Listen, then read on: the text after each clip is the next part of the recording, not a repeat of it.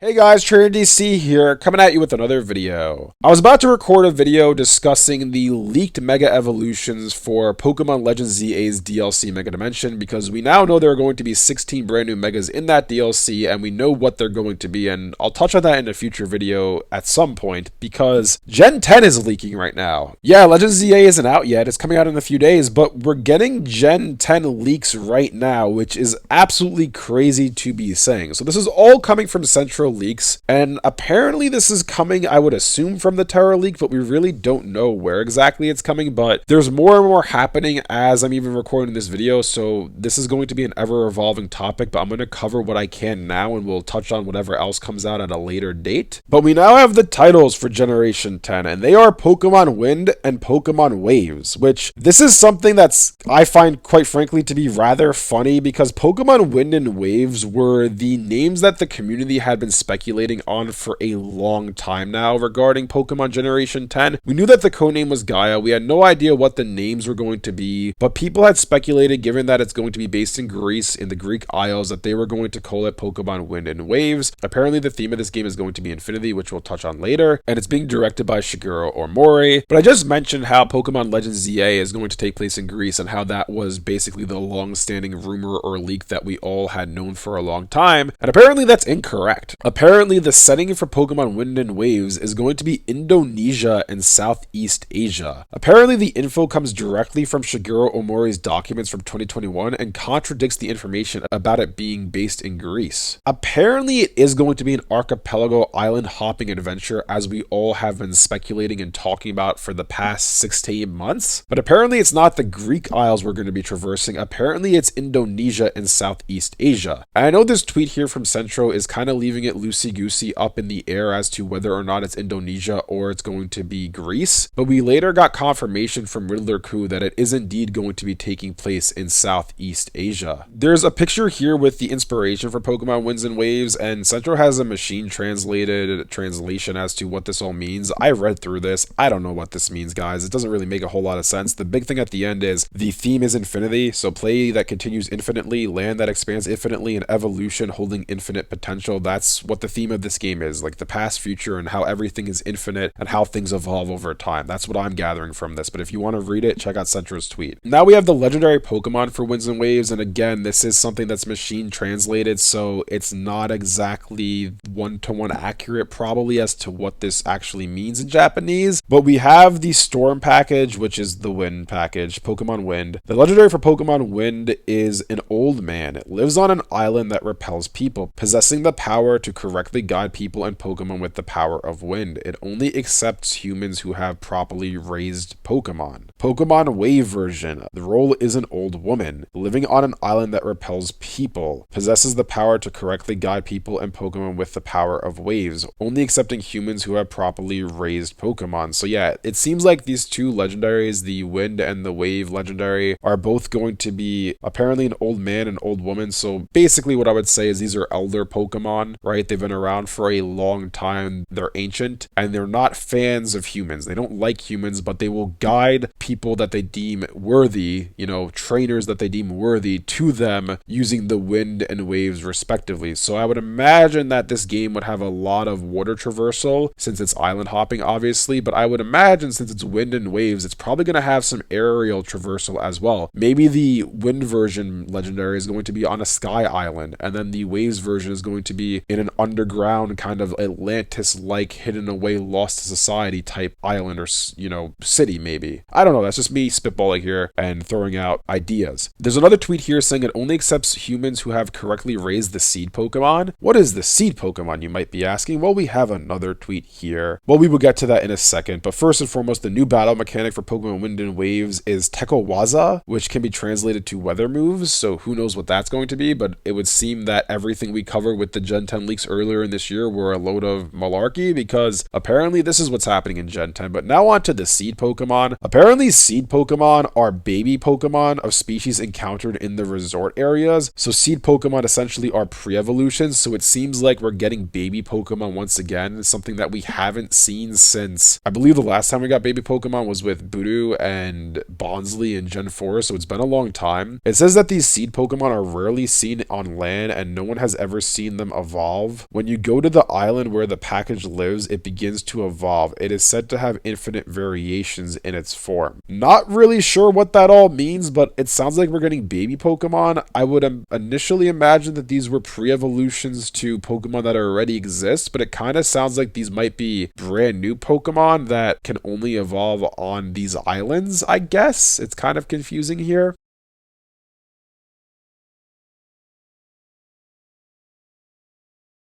The next tweet we have here is for the protagonist and the mother of Pokemon Wind and Waves. So our character lives in a big city. It's a city kid. Their mother wins a trip in a lottery and they are taking on vacation. Oh, okay, that's interesting. So it sounds like we are not actually from this region, but we're actually visiting it with our mother on vacation because she won a trip. That's an interesting take on the start of a Pokemon game, as opposed to, hey, we moved to a new city, like in Hoenn, we moved to Hoenn from Kanto, and like in, what was it? I believe it was Sun and Moon, we moved from Kanto to Alola. So this is interesting in that we're not actually moving to this place. We're on vacation here, and we just kind of get wrapped up in this journey while we're on the vacation. It says the mother lives in a city, works from home while raising 2 children. She won the trip on a lottery, like we said. Then we have a baby who is an infant that cannot work. By the end of the story, they learn to walk and talk, symbolizing the future. Okay. Our friend is a local child living on the resort island, acts as our rival, knowledgeable about Pokemon and nature. They become friends with the protagonist. There are 2 versions depending on the protagonist's gender. Okay, same thing we got in Legend ZA. We have the hotel chairman, a chairman of a hotel group that owns many resorts nationwide. He originally sought to create resorts where people and Pokemon could coexist with nature, but after a certain incident, his child was killed by a Pokemon. That's pretty dark. He began to push for aggressive development and came to hate Pokemon. Okay, so this is giving me evil villain vibes right here. The heir is the chairman's child. I thought the child was dead.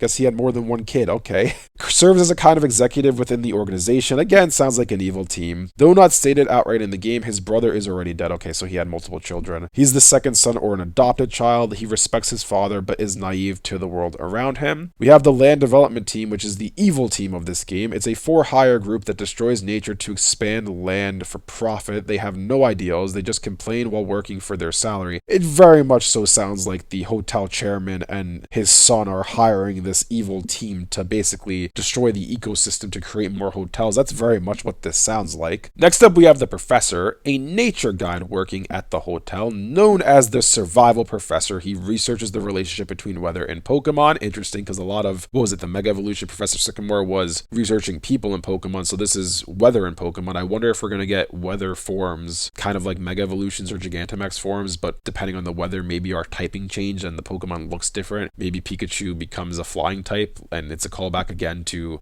flying Pikachu. Central continues on saying that the professor studies Pokemon that can become embodiments of the weather itself. Okay, that's literally what I was just talking about. There's probably going to be forms for these Pokemon, like Mega Evolutions or something, or regional variants or Gigantamax forms that are quote-unquote embodiments of the weather. Although knowledgeable through the books, his real survivor skills are inferior to the professor's friend. Okay, that's interesting, I guess. Going back to Central's tweets, there's even more that's being posted saying weather technique is the new power-up expression, performs an overall attack. So maybe the weather technique is more like a Z move than a transformation like Mega Evolution or Gigantamax. I guess that's what it kind of sounds like here. Apparently the document even details how the final boss will play out, but we won't spoil that. I wish someone would just post the document so I can see everything that's in it, because I'm very curious to see what this game's going to be about. Pokemon Wind and Waves start the adventure in a big tourist city. They mentioned that they specifically wanted to break the pattern of always starting the game in small towns. That's pretty cool, actually, because that's something I was alluding to before, how we're on vacation. This is something new, as opposed to we moved to a brand new, region and we started at the small town. They want to start in the big city. I like that. I like that they're trying to do something different with this. It says in Pokemon Wind and Waves, you start your adventure in the big resort hotel. Apparently they want this hotel to serve as an MMO lobby where you can see other players, interact with them, have quest boards, etc. This is from early development. We know Game Freak likes to scrap ideas. I was going to say this sounds rather ambitious, and I don't think this is something that's going to actually make the final version of the game. At least if it's on Switch 1, it ain't happening. There's no way the Switch 1 can run something like that. There's a few quotes here saying, friend, this Pokemon is a rare Pokemon that lives only on the island. I assume that's in reference to the seed Pokemon. It seems that when it evolves, flowers bloom, but no one has ever seen it. However, according to legends, it's said to have an infinite form. So yeah, this is definitely regarding seed Pokemon, but again, it's kind of confusing as to what this all means. It says with Pokemon Wind and Waves, Game Freak wants to tackle the jungle environment, which really hasn't been fully seen before in Pokemon games. Survival in the jungle will be one of the main themes. that would be really cool, because the closest we've ever gotten to that is, I don't remember the name of the city or town, but in Hoenn, that tree fort town, that's the closest we've ever had to being a jungle or in the wild type environment where we're kind of just, well, I guess, in the wild is all of Pokemon, right? Because we're running through tall grass, but you know what I mean. That's the only really like jungle themed, jungle-esque Pokemon city town that we've ever really had. So that would be pretty cool to have a really big jungle environment within this. Kind of like, it's going to be open world, obviously, I would imagine. Like the wild area, just a giant section of it's just jungle themed. That'd be pretty cool. Every Pokemon can be ridden or touched. That's a cool thing to be adding to this game, because that's something that I feel like, it's ambitious, but I feel like the fact of the matter that we don't have every Pokemon in the game anymore, this is something that could feasibly be done. The last tweet we have for now is this image that leaked a few months ago, which I'm going to blur this because I don't, again, want to be targeted by the Pokemon Company. This was an image of a Lumineon that was taken apparently from Pokemon Wind and Waves. Apparently it is real, and yes, you can explore underwater, which is great because I love the diving feature in Hoenn, and I wish more Pokemon games would explore that and explore just traversing the water routes and just having us just go from land to water to land and actually have to travel it ourselves. That's the biggest disappointment for me with Alola. I was so excited when I saw Alola was going to be an island-based game, because I figured we'd be having to traverse these different water routes and whatnot to get from island to island, and then that wasn't the case. So it's awesome that Wind and Waves is going to be doing that. And yeah, that's it for now. I'm sure there's going to be more from here, because it seems like everything's leaking right now, and I don't think this is stopping anytime soon. But for now, that's everything we know about Pokemon Wind and Waves.